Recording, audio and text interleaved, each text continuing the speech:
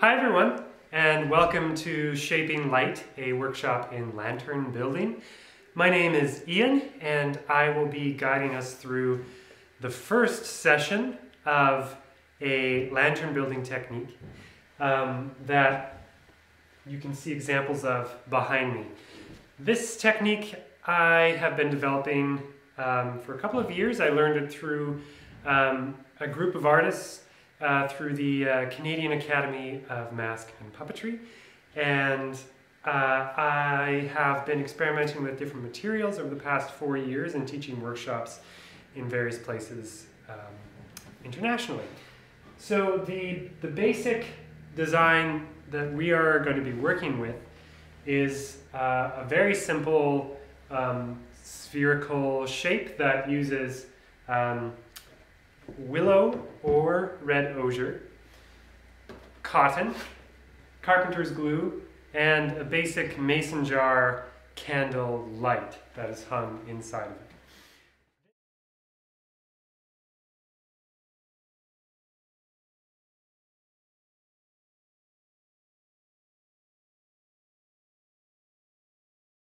This technique can be adapted, you can see these examples to my right here, to large-scale painted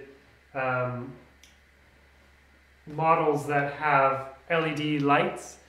So you can take this technique to various different levels. And I will also say that this technique can be simplified. And I will preface this video by saying that you can use whatever materials you have on hand, and these basic strategies of working with materials. You could use cardboard, you can use wire, you can use paper. All of the techniques are based around the same concepts. What I'm going to show you here are materials that are local to where I live in Antigonish County, Nova Scotia. I'm on a farm here, and I'm lucky enough to have some really wonderful natural materials that grow in abundance around my home here. The first one that I'm going to show you that we'll be working with today is called red osier. And you can see that it is a beautiful red, so it's quite easy to find in winter. It's also a beautiful color if you want to do any sort of wreath making. This technique also applies to making wreaths. And also, it's incredibly pliable. Even in winter, when the sap is not flowing through the osier, it's still a beautiful, pliable material. The other material I'll show you here that we also have growing down by the river is a beautiful willow. Now, willow is ideal for this building technique, but not all willow is the same. Most of the willow that's local to Nova Scotia is what's called snap willow, and any basket weaver will tell you that snap willow is not very useful when it comes to working with intricate weaving or crafts such as basket making. This willow is specific to basket making, and you can see it has a beautiful long rod that doesn't have branches until the tip, which makes her an excellent seamless material when you're working with things like lantern building. Red osier, you can see, is not as long of a rod and often has kinks and whatnot in it. So it's less ideal to work with, but it is more abundant and it grows rapidly almost everywhere, at least where I live. If you don't have either of these materials growing where you are, I would suggest you could use any sort of sapling, such as maple or beech. Obviously, in spring, these materials will be more pliable and easier to work with because the tree is growing and has water and sap flowing through it, whereas these plants are more dormant in winter, so there's not as much pliability. But we can still use them. So, the basic strategy, technique, process we are going to go through right now in this session is creating a framework for a lantern. And this is a very basic example of what that framework could look like. Now, I would suggest if you're looking at making a lantern within, say, 4 to 5 hours, if that's the time you've got committed, I would stick to a size of lantern that is this big. This is maybe basketball sized. If you're doing anything larger than this or a more complicated shape, I would budget yourself a bit more time. So this shape is simply a series of ellipses tied together. An ellipses is any sort of variation on a circle. So that's an ellipses, and this is a willow, and I'm going to show you how to create one ellipses and also how you can tie ellipses together. And when ellipses are tied together, they create quite a durable, strong shape. So that's ideal for a lantern we want to make. It also creates and ensures that there's a nice hollow space inside your lantern that you can put a flame in there and not be afraid that it's going to burn anything. So I would suggest pursuing a shape like this. If you want to go large or complicated, such as these lanterns here, go for it. Just know that you are in for a bit more work ahead of you. Let's get started.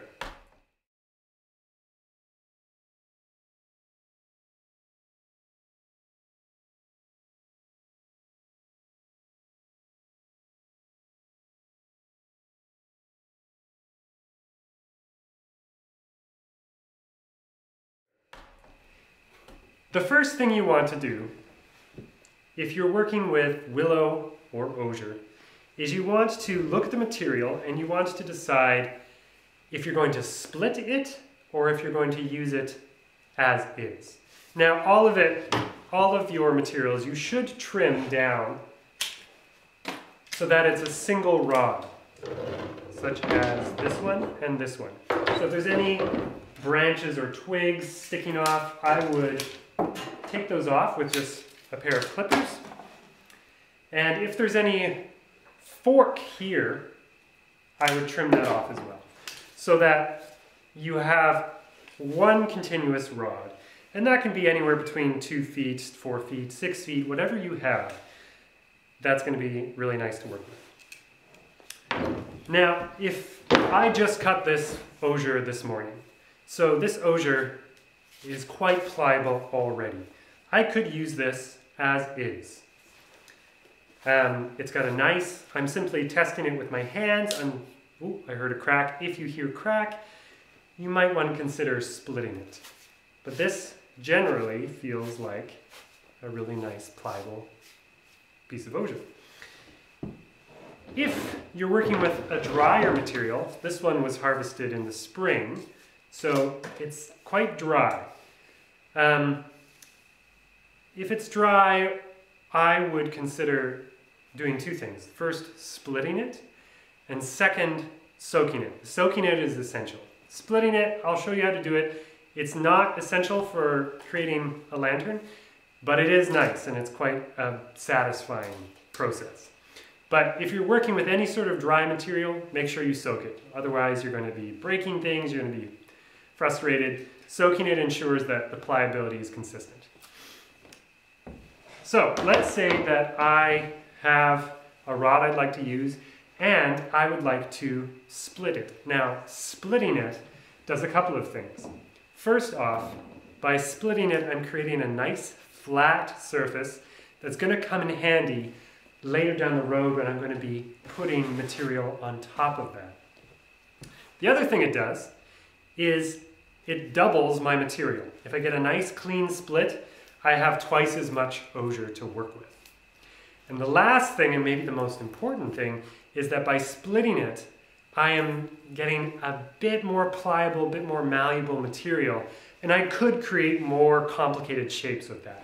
If I'm doing any sort of design that's got, very intricate, bendy, detailed curves that I want to make, I would suggest splitting it so you just have that little extra flexibility.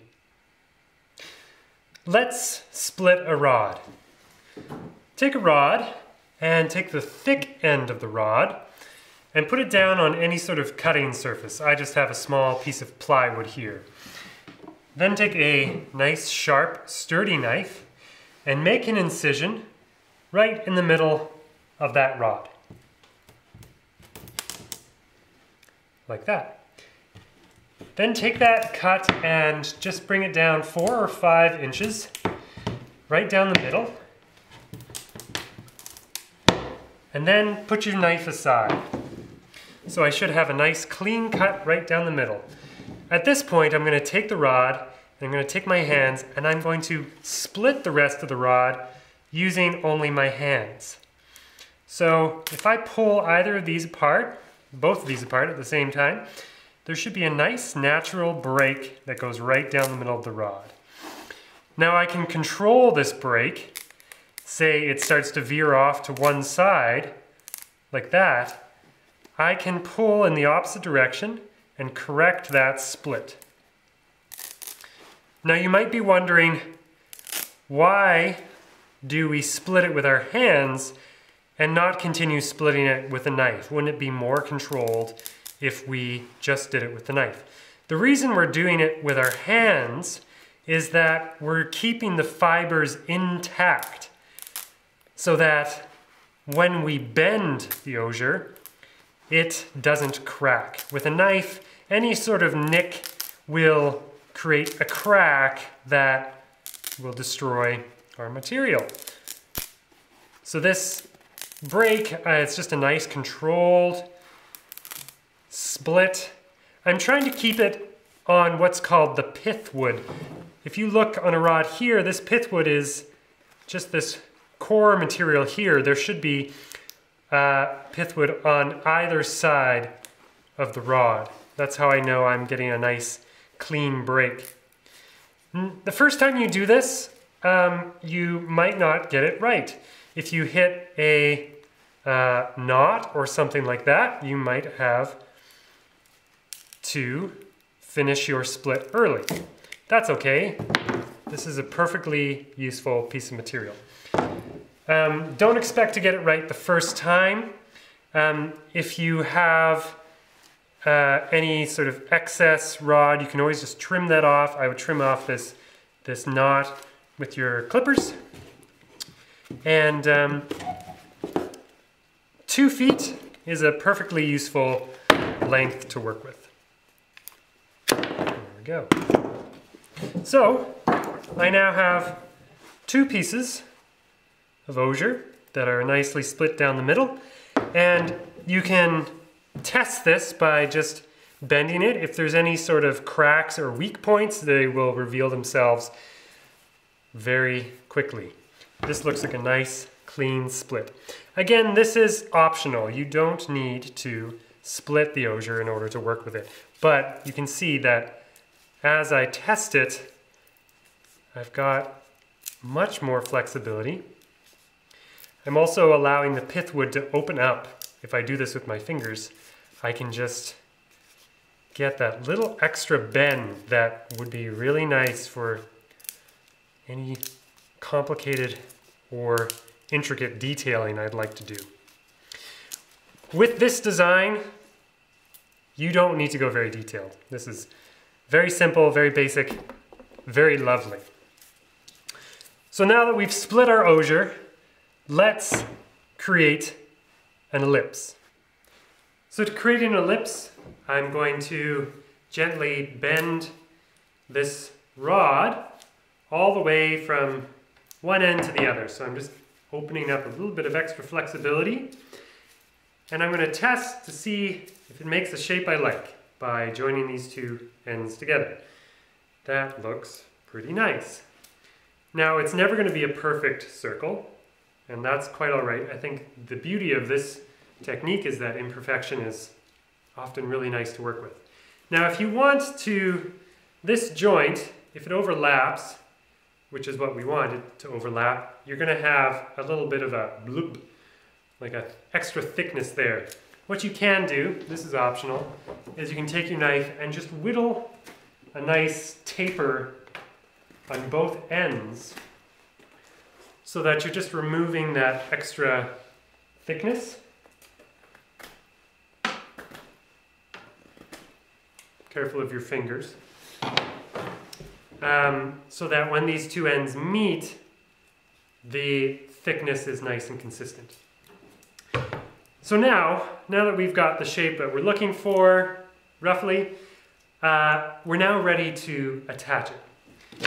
What you need to attach it is wire cutters or pliers, and wire. Now this is 18 gauge wire.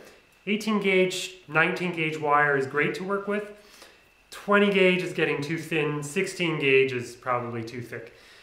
It's up to you. You'll tell by the thickness. You should be able to work with it easily, and it should also hold once it's in place. You're going to cut a piece of wire that's 6 to 7 inches long, like that. And let's cut 2 of them. Why not? Here we are. And we're going to start at one end of our rod with one piece of wire. Let's go maybe 3 inches down on the rod. Hold one end of the wire with your thumb and wrap the wire around the rod maybe once or twice, so that you've got a nice firm connection there that's not going to slide anywhere. So that when I bring this other end over, making sure that it overlaps at least 3 inches, that I'm just completing that wrap, and it should be a nice firm connection. Now, if it's this shape, this other end can still slide around. So that's why we have 2 wires, and we do that same connection again, wrapping all the way around. And between those 2 wires, you've got a nice solid connection that isn't going to go anywhere. Now, you might, once you've made that connection, you might not like the shape as much. You can always correct that shape by just bending the osier a little bit in places so that you're just creating something that is attractive to you. Again, doesn't need to be perfect. And there we have a very basic ellipse. Now this design is simply 4 or 5 ellipses put together. So I've created 2 others here, and you can see that if I start to connect these ellipses in any sort of arrangement, I'm starting to get a ball shape. And what is nice about the imperfections is that you start getting quite interesting shapes how they line up. And the design starts to just form itself. And you can play with this, how it comes together. Maybe you want it to be symmetrical, maybe you don't. It's totally up to you. To attach this together, you're doing much the same thing. I'm going to cut wire that's maybe 6 to 7 inches long. I might as well just cut 3 to 4 to 5 all at once, just for efficiency. And let's say I have a position that I like. Sometimes it's harder to find than you think. So then I would start with one connection. Let's say it's this connection here. That's a nice solid connection. I take one ellipses and I do the same thing. Make that double wrap so that it's nice and connected. Then I line it up. If I remember how it lined up, again, imperfection is your friend here. And let's say I find that connection with another piece, and I'm going to wrap it around that piece. Now, doing a cross hatch or what have you is not necessary, but it does make for a stronger joint. What is going to give it strength are multiple connection points. So the more points that this connects with other pieces, the stronger it will be. So I'm just going to go ahead and take another piece of wire, do my double wrap on one piece of osier, find that connection point, and complete that wrap. And already I've got the start of a lovely lantern. You would probably want more structure than this in order to move on to later stages where we cover it with material, because you have to think ahead of the work that you need to do with cloth. And the more controlled spaces that are not so big and so awkward, the less work you're going to create for yourself. So I would at least use 3 different ellipses. That's going to be enough to make your life easy in the future. But by all means, if you want to use more than 3, you can take smaller pieces. You can try shapes that are not ellipses, such as curves. You could just try bending it in any which way, like that. See how that connects. Maybe you might like something that comes together like that. It's up to you. You can just have fun with it. It's your lantern. But if you're looking for the quick, easy route, 3 ellipses, join them together, and there's your frame. Next video, we're going to go into how you're going to mount this, what sort of light you're going to put inside of it, and how to do that. That is the heart of the matter in the next video. Thank you for joining me. We'll see you next time.